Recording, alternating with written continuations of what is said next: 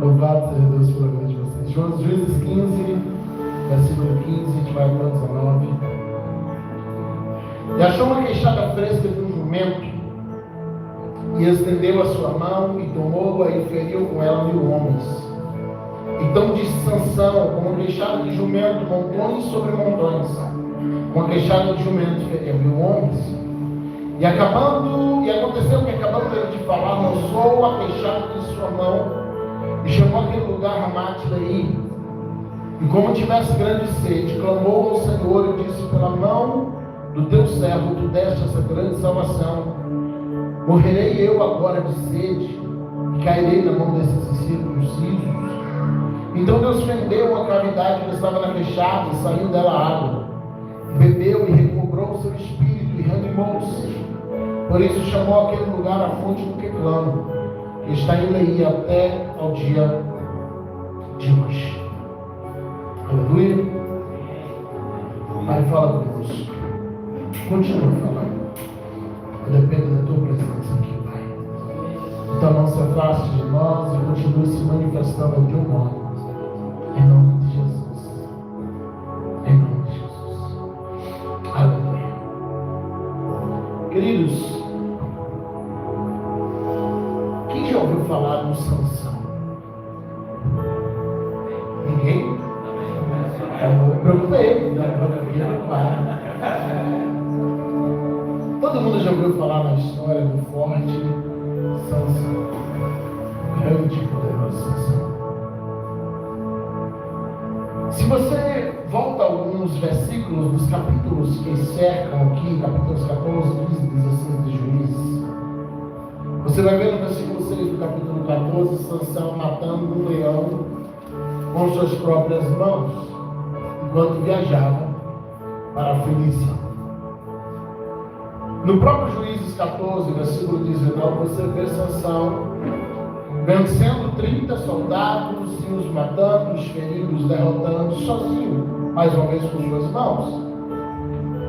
No capítulo 15, versículo 4 de Juízes, você vê Sansão fazendo algo ainda mais absurdo, em que ele pega 300 raposas, não sei onde ele achou essas raposas, devia ter um mini zoológico lá, não sei, e ele amarra de 2 em 2 pela cauda, taca fogo e solta elas para queimar a seara dos filisteus.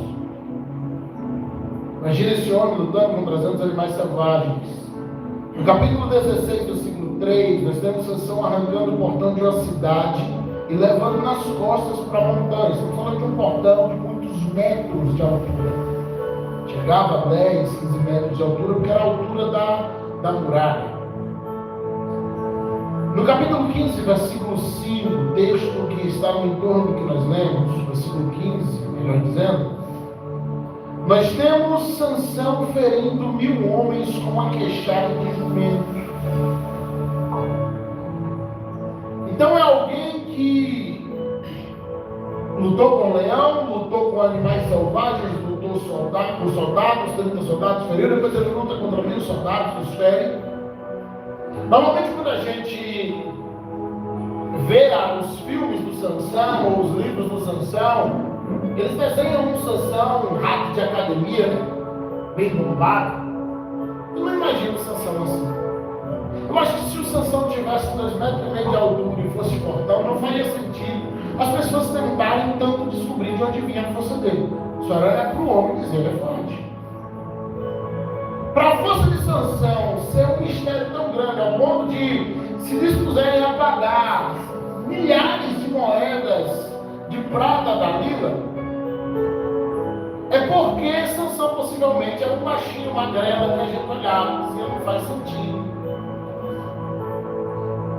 Pelo menos é a minha concepção.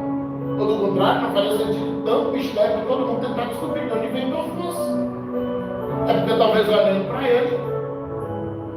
Agora esse mesmo homem que o Espírito de Deus vinha sobre ele feria, ele matava, ele vencia, ele era imbatível. No versículo 18, no capítulo 15, que nós lemos aqui, ele está ao ponto de desfalecer de fadiga depois que ele guerreia contra 1000 homens. Ele está tomado por uma desidratação extrema e ele começa a orar a Deus orando para que Deus me desse água, dizendo: o Senhor vai me deixar morrer agora de sede.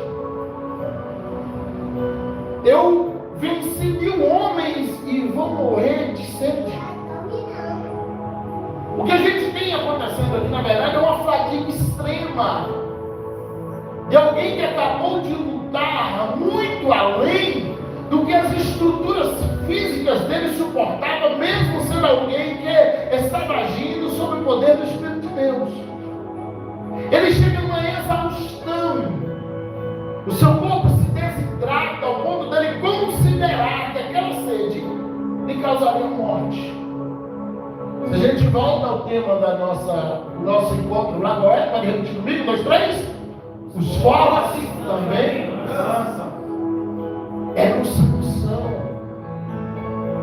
O Sansão que acabou de matar 1000 pessoas. Se chegasse o 1001, teria morrido depois. Porque ele chegou no limite dele. É a primeira vez e única vez na Bíblia que a gente vê uma descrição de que Sansão de fato conseguiu alcançar o seu limite. Volto só 7 anos atrás. É a única vez que a gente vê. É a única vez que a gente vê na Bíblia que ele alcança o seu limite. É o forte Sansão, mas ele conseguiu chegar no seu limite. Ele conseguiu de fato descobrir qual era o seu limite. Se a gente avança um pouquinho mais pela Bíblia, eu não vou pregar só sobre Sansão, mas eu quero apenas trazer alguns exemplos. Vamos falar agora um pouquinho de Elias. 1 Reis capítulo 18, se você vai nos versículos 36, 37, 38, você vai ver Elias fazendo cair fogo do céu em cima do Monte Carmelo e lambendo toda a água que ele havia derramado em sacrifício ao Senhor depois de 3 anos e meio de seca. A Bíblia diz que Elias orou e caiu fogo do céu e lambeu toda a água e consumiu também o holocausto. Imagine esse cenário. Elias tinha acabado de matar 850 profetas pagãos. Ele vai matar os de Baal e os de Azera. A gente normalmente se aponta os de Baal, mas são 850 no total. Ele ora e faz cair fogo do céu. Aí você avança um pouquinho mais, você chega no capítulo 17, volta um pouquinho mais na verdade, capítulo 17 de 1 Reis, versículos 21 e 22. O Elias está ressuscitando um menino que tinha morrido.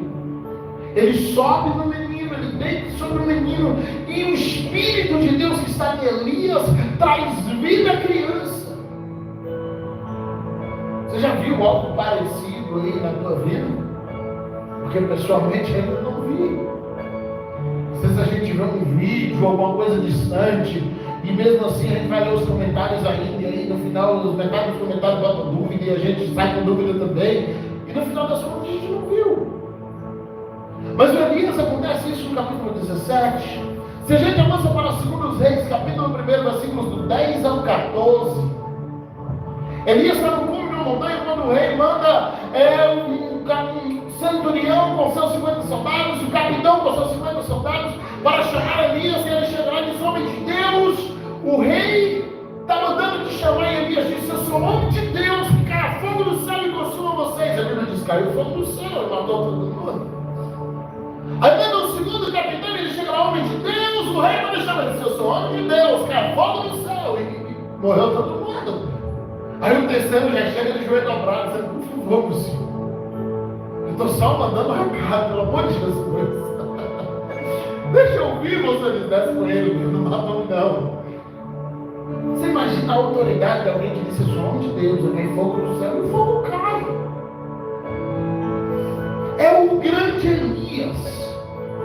É aquele que a gente olha e diz assim: uau, é a nossa meta ministerial de autoridade. Tanto que, apesar de Elias não ter escrito nada, Elias não é um profeta literário, Elias não está na lista dos profetas maiores, não está na lista dos profetas menores, mas quando Deus quiser exemplificar a lei e os profetas, ele faz aparecer Moisés e Elias, colocando Elias em um patamar de autoridade, de tipificação ou de figura do profético dentro de Israel.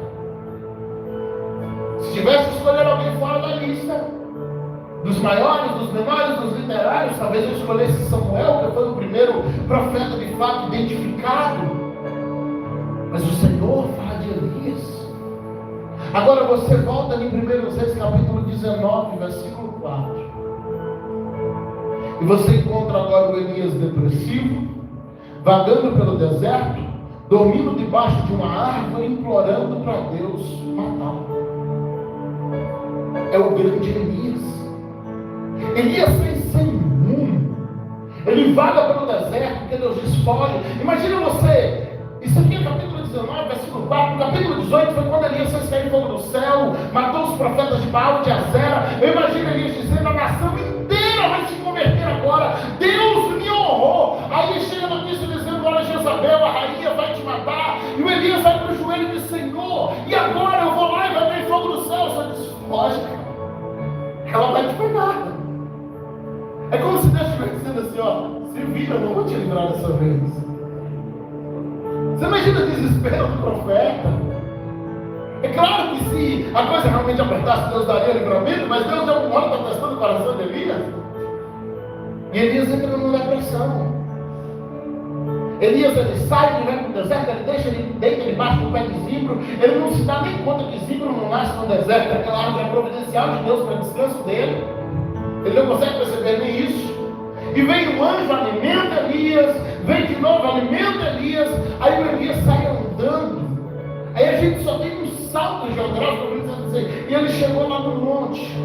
Só quando você pega a localização geográfica do monte onde Elias chega, aquele monte está na Arábia. Ele saiu tão sem destino que ele caminha 40 dias, 40 noites, depressivo, vagando pelo deserto. Ele vai parar em outro país. Se toca dentro do monte, ele só tem uma oração: me mata, deixa eu morrer. Eu não sou melhor do que meus pais, eu não sou melhor que os outros profetas. Por favor, tira a minha vida. É o grande Elias. Mas ele agora está sendo tomado por uma angústia profunda. E quando a gente bota isso na análise da psicanálise, da psicologia, da psiquiatria, não tem outra definição: é depressão. Mas é o grande profeta. E na nossa geração, muitos líderes dizem que depressão é demônio. Então o Elias estava endemoniado. Não, ele era só um homem cansado. Porque o ministério também cansa. Mexer com gente é o ramo mais cansativo que existe na história da humanidade. E não importa qual seja a vertente. Você vai eu falei com alguém assim: olha, eu sou pastor, vejo o jeito disso, eu sei como é, eu já trabalhei de cobrador. E aí você percebe que não importa a vertente, mexeu com jeito, é igual.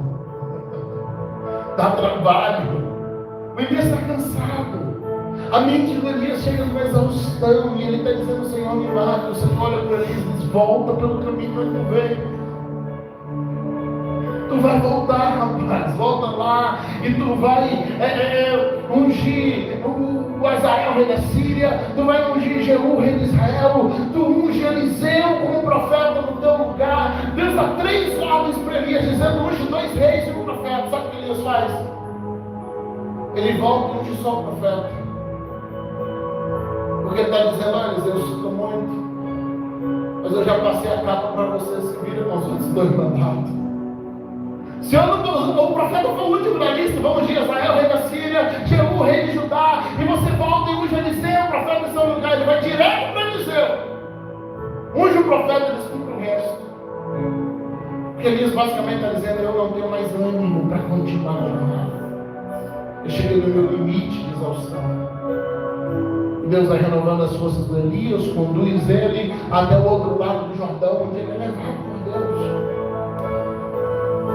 Mas humanamente a gente vê um homem cansado. A gente vê um homem que chegou no seu limite. A gente vê um homem que simplesmente provou que ser homem de Deus não nos torna imunes aos cansaços mentais, aos cansaços físicos, à nossa fadiga estrutural. Às vezes você cansa do ambiente. Porque a síndrome de burnout tão desconhecida e ao mesmo tempo tão real em nossos dias, já é considerada a síndrome dos pastores. É quando o ambiente te cansa. Tem muita gente que tocou um instrumento de banda a vida toda. Um dia ele tomou uma náusea de tocar em banda e hoje ele não toca, nem trisca mais naquele instrumento, porque isso é um náusea, não tratado. Você toma um ranço daquilo que você mais amava. Tem sido uma síndrome que tem afetado muito a nossa geração, mas a gente não percebe por desconhecimento por não buscar tratar da nossa mente. Porque para a gente ir no cardiologista cuidar do coração normal, ir lá no otorrinolaringologista cuidar da garganta, do ouvido é normal, ir no ortopedista cuidar de algum osso é normal, mas quando fala assim, vai no psicólogo cuidar da mente, de Elizabeth de doido. Não é assim que fala? Olha o psicólogo passando um remédiozinho lá para você tomar por um mês. Não, isso ali é remédio de valor. Porque nós somos ensinados com essa ignorância. Aí você avança um pouquinho mais e a gente chega no Jesus, o Jesus homem. João 4, versículo 5. Diz: ele foi para uma cidade de Samaria chamada Sicar, junto da herdade de Jacó, tinha dado aos seus filhos José. E estava ali, versículo 6, a fonte de Jacó. E Jesus, pois cansado do caminho, assentou-se junto da fonte. E era isso que faz a hora sexta. Havia todo um propósito de Jesus para salvar a mulher samaritana, por meio dela salvar Sicar, por meio de Sicar se salvar de Samaria. Havia um propósito espiritual, havia, mas naquele momento você encontra Jesus, homem, simplesmente cansado, precisando de água, precisando de descanso, precisando sentar um pouco, precisando dar uma pausa, porque sendo Deus estava em corpo de homem e não estava imune às fadigas naturais dos homens. A Bíblia diz que por volta do meio-dia ele senta ali, ele manda os discípulos e comprar alguma coisa para comer, e ele fica ali. Obviamente que o seu lado divino aflora ao ver uma mulher com necessidade espiritual e ele parte para salvá-la, mas falando do seu lado humano, Jesus está cansado. Se você pega Lucas 19:41, João 11:35, são duas passagens que você encontra Jesus chorando. Em uma Jesus está chorando por Jerusalém, na outra Jesus está chorando pelo seu amigo Lázaro que morreu. É interessante porque o seu lado divino estava pronto para ressuscitar Lázaro, mas o seu lado humano chorou pela morte do amigo. Vamos entender isso. Sendo Deus, ele diz: me mostra onde está a cova e eu vou lá ressuscitar. Sendo homem, ele chora por todo mundo. E às vezes a gente passa despercebido disso. Um amigo meu perdeu uma filhinha agora recente. E eu mandei uma mensagem para ele inicialmente, falei: como é que você está? Ele disse: eu estou aqui dando uma força à minha esposa. Ela está bem, ela está abalada. Eu falei: não foi isso que eu te perguntei. Como é que você está? Não, pastor, eu estou aqui, eu sei que é a vontade de Deus e a gente está aqui, vai ajudá-la, né? Ela vai precisar de muita ajuda. Eu falei: não foi isso que eu perguntei. Como você está? Porque não foi só ela que perdeu uma filha, você também perdeu. Quando ele se deu conta de fato de que eu não estava perguntando para a esposa dele, mas por ele desabou. Eu falei para ele: sabe que eu estou te perguntando isso, filho? Porque há 2 anos, há 4 anos atrás, era de 5, nós estamos em 2018, eu também perdi uma filhinha. E por muitas vezes as pessoas chegavam para mim e diziam: como está a Dani? Como está a pastora? Eu dizia: ela está lá, está batalhando contra a depressão, está tentando ficar firme. Mas dificilmente alguém perguntava: e você, cara, como é que você está? E quando me perguntava, eu me protegia como ele fez. Eu dizia: não, eu estou aqui, estou sendo forte por ela, estou cuidando dela. Mas eu também estava moído. Mas a gente vai criando blindagens, porque no fundo a gente passou a vida entendendo que as pessoas não estão muito preocupadas em como a gente está. É por isso que quando alguém pergunta como um homem está, o homem normalmente diz: eu estou bem. Porque na real ninguém está muito interessado em saber. Ninguém está muito preocupado em saber de quem é a culpa. A culpa é nossa, que criamos uma capa de que nós somos fortes. Nós passamos a ideia de que a gente é forte. Então você brinca com sua esposa, com seu namorado, que já brincou aquela brincadeirinha que não vai lá, dá uma tapinha no braço, você às vezes vai lá, bate com o maior cuidado,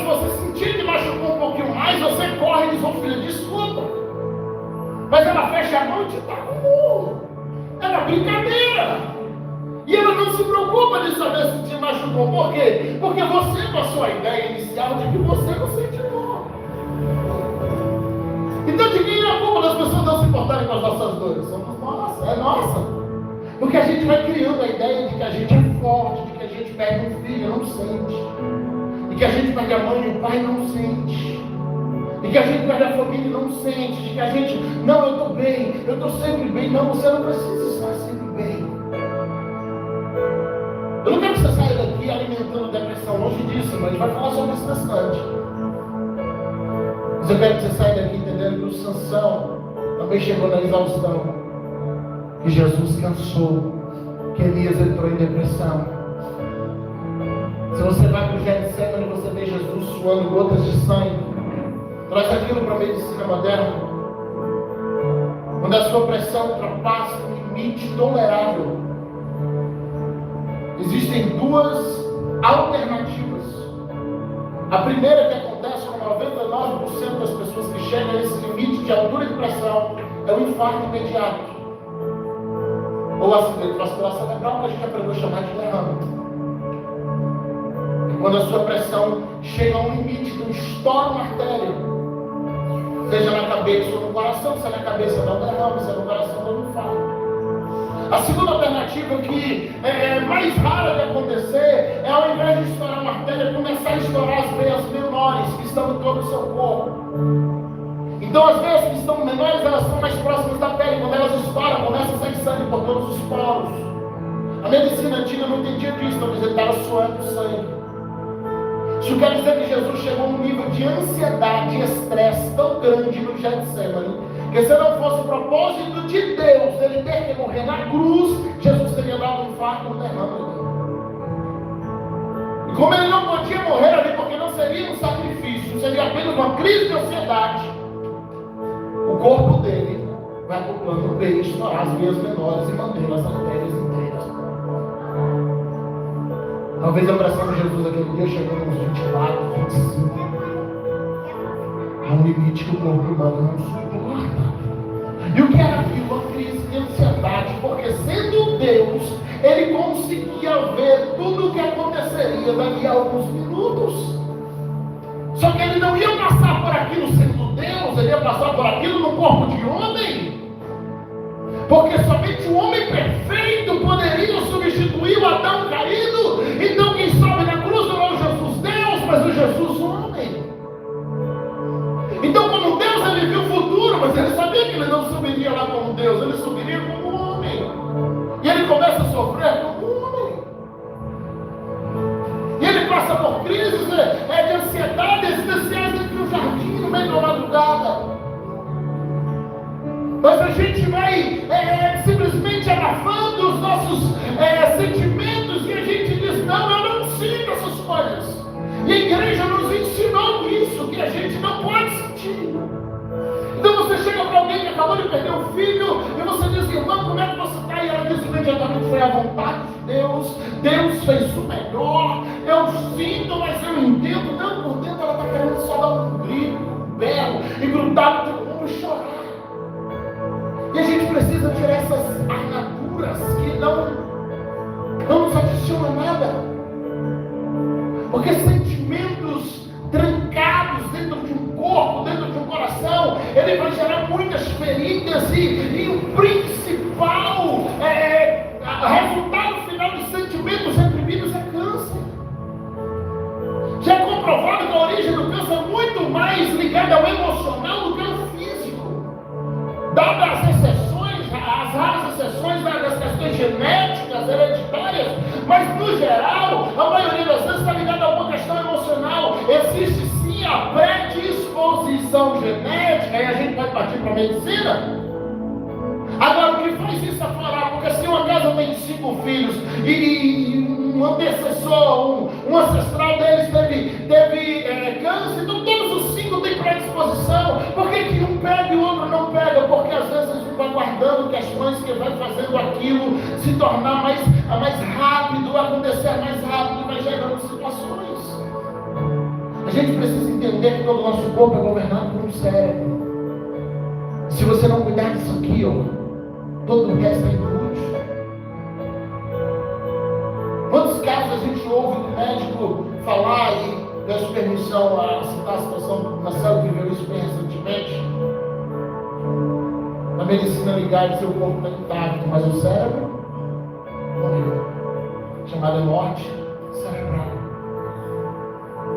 E quando o cérebro morre, os médicos desligam o aparelho. Porque na verdade a única coisa que faz tudo funcionar, se isso aqui não funciona, o resto pode estar funcionando tanto que quiser. A medicina interna manda para o sepultamento, mas estava tudo funcionando, mas o cérebro parou. E na verdade era tudo que você tinha para fazer funcionar. Então não faz sentido quando a gente olha para homens como Jeremias, que ficou achando conhecido como profeta chorão, porque lamentava muito. Diante de tantos exemplos bíblicos, a gente ficar aqui bancando os inabaláveis, porque somos cristãos, e a gente faz a campanha dos inabaláveis, a festa dos irmãos, ninguém é inabalável. Você é gente, você é carne. Tem sempre alguma coisa que vai te abalar, e ninguém consegue ser forte o tempo todo. Não é porque as pessoas estão se importando que isso quer dizer que você não sente a dor. Não é porque ninguém está perguntando que quer dizer que você não se fere, não se machuca, que não quer ser amado. Não é porque alguém não perguntou que eu não estou sentindo. A gente precisa conseguir cuidar de nós e entender aqui. Eu preciso compreender as minhas fraquezas, as minhas limitações, para saber o momento certo de correr para Cristo e dizer: Jesus, eu cheguei no meu limite. Qual a beleza da hombridade que falamos tanto aqui no mês passado? É que na condição de homens, mesmo se desfazendo das nossas armaduras, a gente precisa entender que não dá para andar por aí só chorando o tempo todo. Não é uma opção para nós. Mesmo se desfazendo de todas as armaduras, não dá para andar por aí cabisbaixo, dizer: eu não fiquei em casa, eu não vou trabalhar. Não dá, a gente é homem e a gente precisa levantar, sacudir a poeira, muitas vezes ir para o trabalho com uma lágrima no olho, mas você vai. Eu lembro em 2018 saindo de casa para pregar em alguns lugares e minha esposa lá cuidando da mãe que estava com câncer, e ela pegando infecções no hospital porque ficava dentro do quarto com a mãe, e meus filhos de casa em casa lá em Itamaraju, porque ela ficava mais tempo no hospital do que em casa, eu daqui sem poder fazer muita coisa. E quantas vezes eu fui pregar em algum lugar, eu fui trabalhar e fui o caminho todo chorando. Chegava lá, desligava o carro, jogava lágrima, pegava uma garrafinha d'água, jogava na cara, descia com aquele olhar e sorriso no olho. Depois as pessoas diziam: pastor, que homem de Deus, que palavra linda, olha, Deus mudou minha vida hoje. Eu entrava no carro de volta e chorava lá em casa. E às vezes lá para volta das 10h30, 11 da noite eu ligava para o Sérgio. Tentando eu ligar para ele cansou e começou a dormir lá em casa. Porque chegou uma festa que eu estava passando as noites na UPA, com a pressão subindo, minha pressão era baixa desde a infância. Desde 2018 minha pressão subiu, não baixou mais, hoje eu tomo remédio de pressão. Hoje eu tenho pressão alta, desde 2018. Tentando eu ligar, chegou uma hora que o Sérgio chegou lá com malucura, encomendado por minha mulher. Mas eu vou dormir aqui agora. Esse eu tenho que vir de casa no meio da madrugada. Era meu companheiro de UPA. Sabe por que eu estou falando isso para você? Para você entender que as suas dores não podem ser reprimidas, mas elas também não podem te parar. Porque aqui está o segredo da unidade. É você se levantar e fazer aquilo que Deus quer que você faça, o que precisa ser feito. Deus nos fez mais fortes justamente para que a gente pudesse suportar um pouquinho mais. Então você precisa entender que independentemente do que você está passando agora, em nome de Jesus vai ficar tudo bem. Em nome de Jesus essa história vai ser mudada. Em nome de Jesus sua vida vai ser restaurada. Em nome de Jesus o que está fora do lugar vai ser colocado no lugar. Agora passa chorando se for preciso, passa gemendo se for preciso, mas continue de pé. É por isso que quando Deus chega lá no meio do deserto, dentro da caverna para falar com Elias, ele não faz uma terapia coach, ele não faz uma terapia nem mesmo psicanalítica para poder falar com Elias sobre as raízes dos problemas do Elias. Ele diz: volta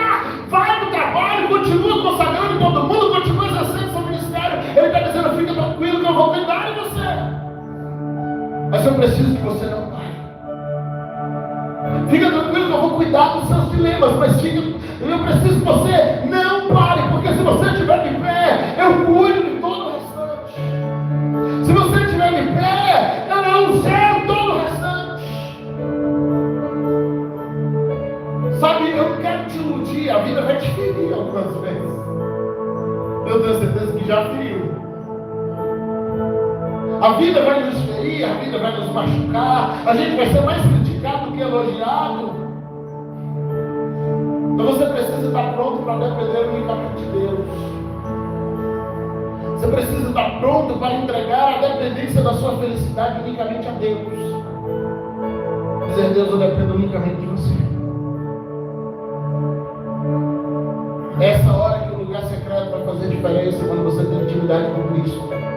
Você corre para lá e vai chorar nos pés dele. E aí você sai de lá, lava o rosto, sai da vida com um sorriso na cara e volta de noite, lava o rosto de novo e chora. E ele vai renovando as nossas forças. Ele vai nos restaurando. Ele vai nos colocando de volta, de pé. Aí talvez você fale assim, pastor, eu estou começando a ficar confuso aqui, afinal de contas, para a gente chorar ou não chorar, para reclamar ou não reclamar, porque eu comecei falando sobre que você podia chorar, agora eu estou falando de você lavar a cara e sair por aí de cara. Estou te chamando por um ponto de equilíbrio. Você pega uma palavra como essa, eu sei que Deus está trazendo à memória muitas coisas aqui. Talvez se fosse um grupo de mulheres, aqui a gente teria umas mulheres tudo em lágrimas agora, mas a gente fica assim. Hoje não. À frente dos outros não. Chora. Deixa sair. Isso lava a tua alma, isso te traz um novo ânimo. Quando eu falo de equilíbrio, você entender que você pode chorar, mas não pode viver se lamentando. Quando eu falo de equilíbrio, você entender que você pode desabafar, mas não pode viver reclamando. Você entendeu o ponto de diferença? É você entender que você pode até questionar, mas você não pode ser um resmungão. Porque o mundo não está preparado para lidar com todos os nossos problemas. Então primeiro eu preciso escolher a pessoa certa com quem eu posso me abrir. E não é todo mundo. Segundo, eu preciso, e talvez esse deve ser o primeiro, eu preciso de uma vida de intimidade com Deus, onde eu tenho liberdade de me derramar diante dele. Eu preciso chegar a um limite em que eu não tenho vergonha de quando uma palavra começa a tocar em mim, de eu deixar uma lágrima correr e dizer, Senhor, é para o Senhor ver que eu preciso disso. Eu preciso estar pronto para, em um momento como esse, onde Deus me toca e vem no fundo da minha ferida e sabe aquele gases? Como é o nome daquele bicho fedorento que o hospital todo fede aí? O trem amarelo, o trem amarelo. Ele taca nas feridas para fazer curativo. Iodo. Na porta do hospital, o muro lá do fundo fede aquela porcaria. Tem dia que Deus vem com a casa cheia de iodo e começa a passar lá. A gente diz hoje não, Jesus. Então o que eu estou basicamente tentando te explicar aqui hoje é que você só precisa escolher o lugar certo. Mas não pode parar de chorar. Só não pode ser em todo canto. Só não pode ser para todo mundo, porque muita gente, ao invés de te ajudar, ele vai te abandonar e dizer, não, vou ficar com ele não, porque ele é fraco. Nem todo mundo está pronto para entender a tua dor. Nem todo mundo está pronto para lidar com os seus problemas. Nem todo mundo está pronto para lidar com suas fraquezas. Mas quando você achar o lugar certo, o primeiro dele é no lugar secreto aos pés de Jesus. O segundo é com alguém de confiança, de preferência uma liderança espiritual. espiritual para você, alguém que você confia em desabafar, se abra. Se derrame. Se joga, deixa sair, deixa fluir. Quando a gente lê, eu estou finalizando esses dias, eu e minha esposa temos estudado, estamos quase lá, na área da psicanálise, formação de psicanálise, e a gente vê tantos exemplos de psicólogos que falam assim: olha, tem uma paciente que ela vem aqui, ou ele vem aqui, e já tem uma semana que ele chega, deita no divã, fica calado 50 minutos e vai embora, porque não consegue ir fora, não consegue falar, não consegue se abrir, não consegue desabafar, e você não pode carregar esses problemas todos sozinhos. Se a gente tem isso aqui, eu não sei, eu acho que nós vamos estar 40 aqui dentro. Vocês que me ajudam a pegar sempre aqui uns 10 quilos? Essa paz? É para mais, né? Mas se essa for. Pega isso, só levanta. Deus músculos. Foi. Volta de novo, por favor. Fique de lado. Obrigado. O que acontece agora? Divide o peso. Você entendeu? Quando você chega com fardo, você divide com alguém. O problema ainda está lá, mas você volta para cá só com metade dele. Você acabou de dar metade do peso para alguém carregar com você. Você não está mais carregando sozinho. Deus te trouxe aqui hoje para te dar uma palavra humana. Porque a igreja é isso. Nós temos aprendido aqui a ser maridos melhores, pais melhores. Você viu o testemunho de uma esposa mês passado, meu marido chegou em casa. Disse que agora em diante, tudo que está quebrado eu vou consertar, tudo que está precisando eu vou fazer. Tu saiba que eu te amo e de hoje eu quero ter um homem nessa casa. Falei, rapaz. Ouvi de outra que o marido chegou em casa e falou assim: olha, agora em diante eu sou macho, eu que mando aqui. Aí já deu tudo errado. Eu falei, não preguei esse negócio não. Foi não. Eu vou dar todo testemunho da outra. O outro lá foi tudo diferente. E era a mesma mensagem. Muito não, né? Muito não.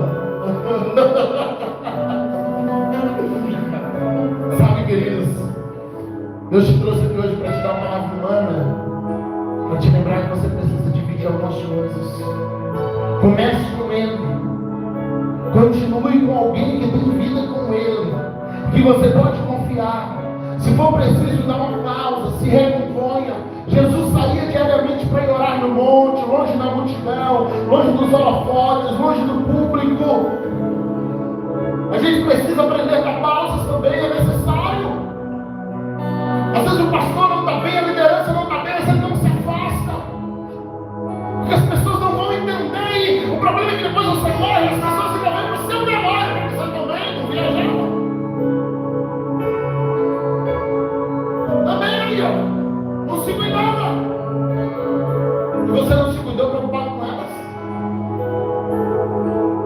Você não está se cuidando preocupado com outras pessoas, as mesmas que vão vir para o seu velório te acusar de ser descuidado.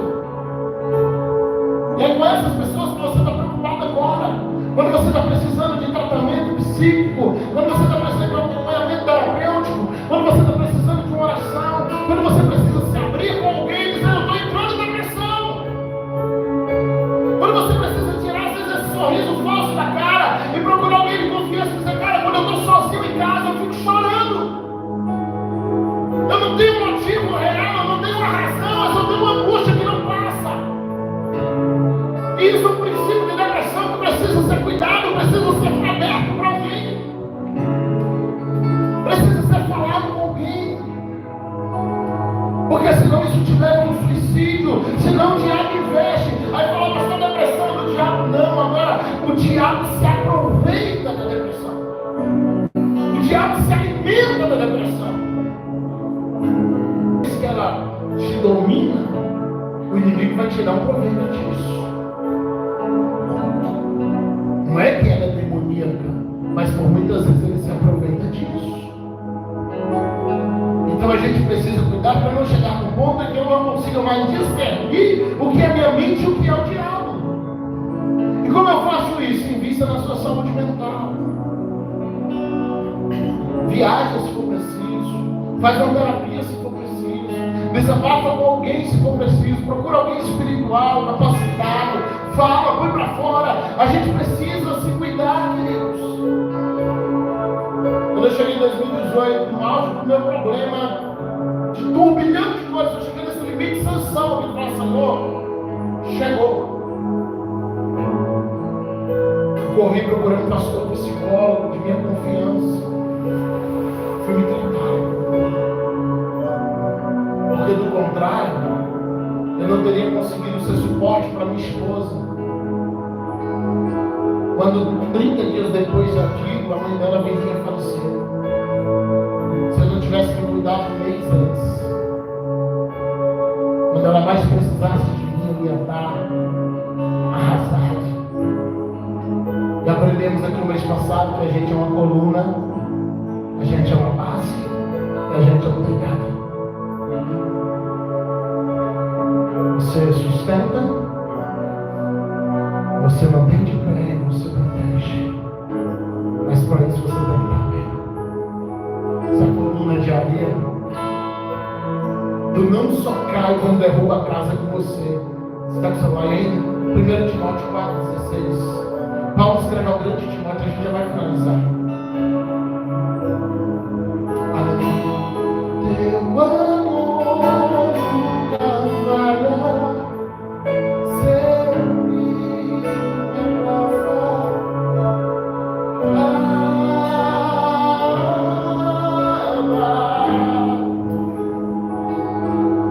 Teu amor nunca falha.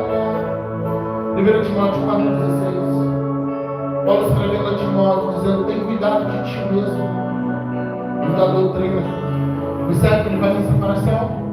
Tem cuidado de ti mesmo, da tua pessoa e então da doutrina. Persevera nessas coisas, fazendo isso, olha o final. Te salvarás tanto a ti mesmo como aos que te ouvem. Observe que Paulo primeiro coloca ênfase em Timóteo. Porque Jesus diz: amar o próximo como a ti. Se você não se ama, você vai amar os outros. Se você não se cuida, que referência você tem para cuidar dos outros? Cuida de ti mesmo. Então tu cuida da doutrina. Tem muita gente tentando cuidar da doutrina na igreja quando ele não está se cuidando. Tem muita gente tentando cuidar, salvar os outros, mas está esquecendo de salvar a ti mesmo. Está tentando doutrinar a igreja, mas ele não está se cuidando. Quando você descuida de si mesmo, você prejudica a si e aos outros. Então se cuida. Você não é um super-homem. Deixa eu te dar uma palavra que vai ao contrário de tudo que eu aprendi quando eu fiz o curso de coach. Sou coach também. Eu me meto desses treinos. Tem uns que eu aprendo para usar, tem uns que eu aprendo para poder rebater quando aparecer na minha igreja. Aí eu vou lá e faço a função. Tu é mais limitado do que tu pensa. Agora eu fui na contramão dos coaches, agora é mais limitado do que tu pensa. Então, ser humano, tudo que conseguimos é pela graça de Deus, pela misericórdia de Deus, pelo mover de Deus, pela dependência que temos de Deus. Mas humanamente falando, a gente sofre limitações terríveis. Palma mais para a esquerda ou para a direita, Rafael, naquele acidente. E tu não estaria aqui hoje. Um palmo mais para cima teria atingido tua medula, como atingiu todas as tuas pernas. Talvez você tivesse tetraplégico. Fechando seus olhos. Então, se a gente está aqui pela misericórdia, mesmo em meio a por isso que ele diz aí que tudo da graça, não é por tudo. Não é por tudo, é em tudo. A gente nunca fiquei na casa do Rafael, meu Deus, obrigado por ele ter tido um acidente, misericórdia. Mas sempre dissemos: Deus, obrigado, porque em meio ao acidente o Senhor direcionou direcionou para que ele pudesse ter uma recuperação. Em meio à dificuldade, ele permanece do teu lado. Em meio à adversidade. Tem muita gente que acha que Deus é o causador do problema, não é? Deus não fica por aí causando acidente, causando não, mas quem faz é o diabo. Mas em meio a essas adversidades, ele caminha do teu lado, ele te cuida, ele te zela. Então deixa eu te perguntar de novo e responda na tua mente. Aquela perguntinha que já te fizeram umas 100 vezes, você respondeu como um super-homem. Como é que você está? Como é que está a tua cabeça? Como é que você tem andado nesses dias? Você consegue tirar essa capa de uma no instante? Lembro de uma vez que o pastor Sebastião marcou uma reunião no sítio.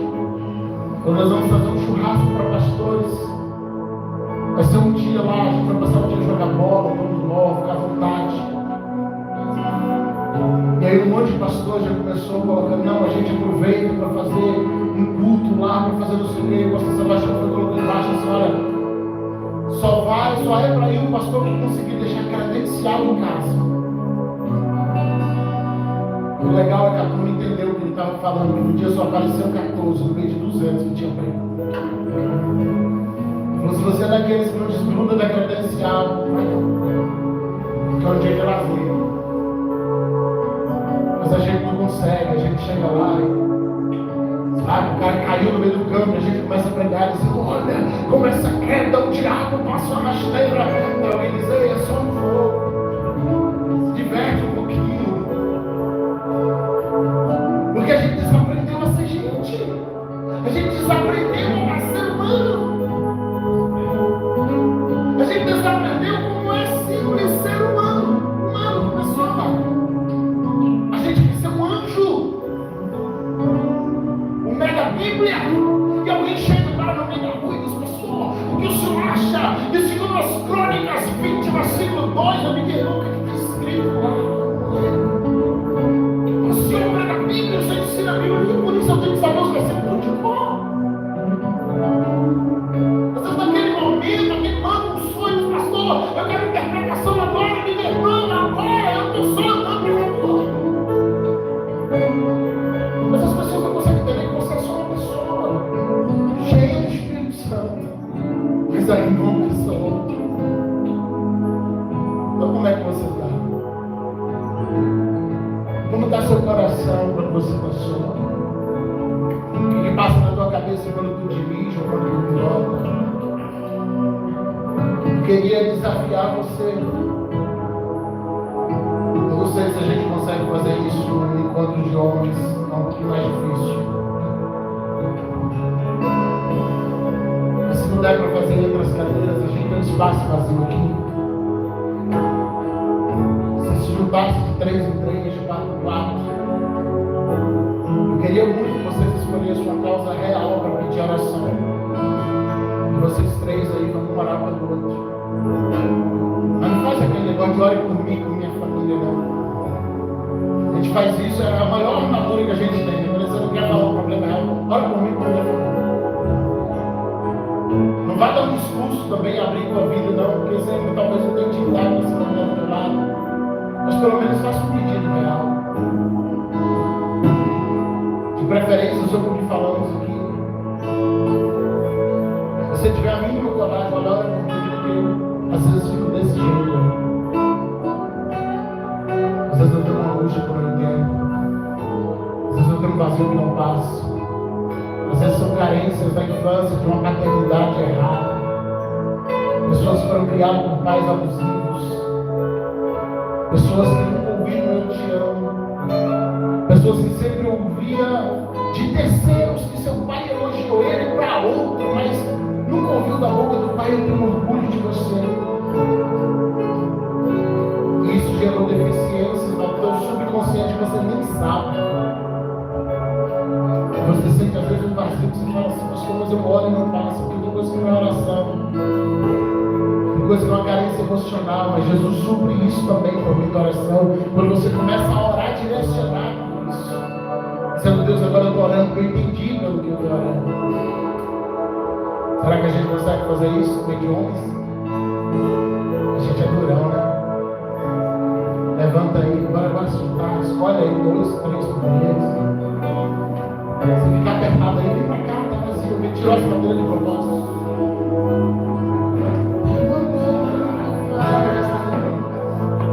Sempre me abraça. Vamos aí, gente. Vamos se juntar. Vamos se juntar. Nós três estamos aqui, vem pra cá. Bora juntos aqui. Escreve para vocês aí. No seu cantinho. Se abre. Fique à vontade. Se quiser vir para cá, fique aqui com a gente, vem também. Se quiser vir para cá, só que vocês querem vir para cá, pode vir. A gente fica junto aqui. Você pode tirar os minutos de oração. Aquele fundo de uma madrugada lá, será? Vou desligar. Aleluia!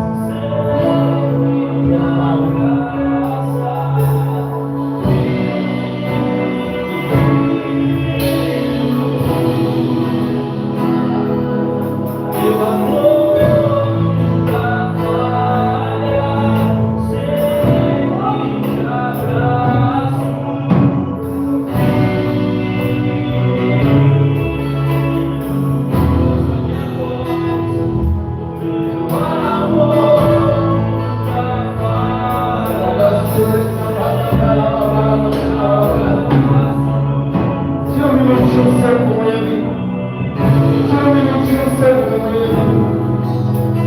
Se derrama, deixa lá sair. Ele não te trouxe aqui para alimentar tua depressão, Ele te trouxe aqui para te curar dela. Para você sair daqui curado. Para você sair daqui transformado. Para você sair daqui um novo homem.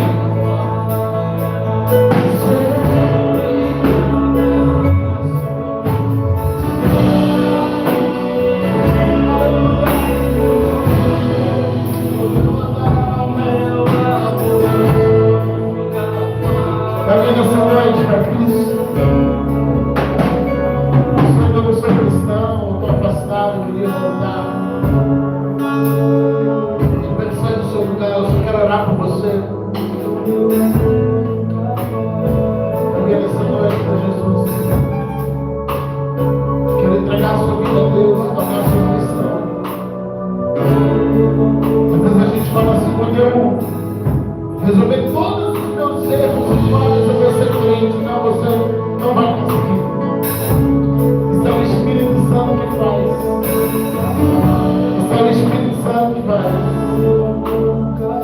É Ele que vai tirando os desejos, é Ele que vai tirando as vontades. Ele te chama exatamente do jeito que você é, do jeito que você está. Alguém nessa noite, por isso. Se tiver no final, o seu não, vem. Aleluia. Aleluia.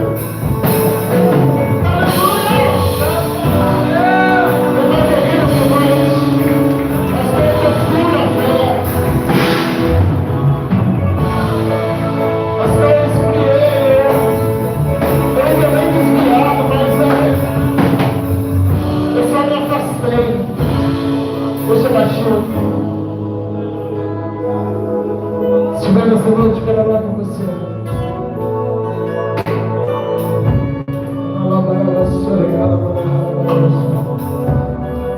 Aleluia. Aleluia. Vamos orar por ele. Posso orar? Vai, você está afastado. Nunca foi cristão.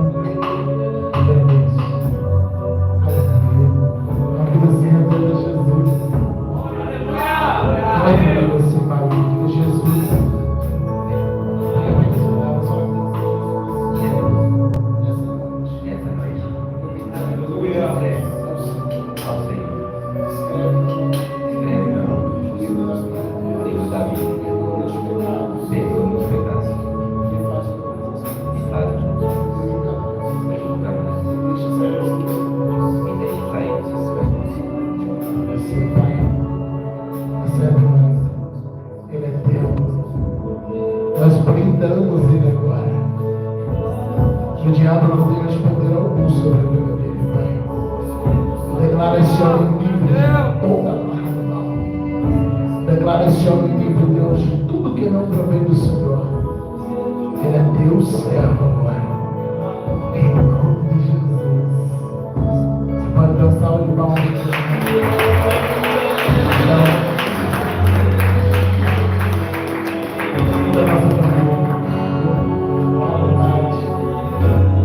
A gente vai finalizar. Meu Deus.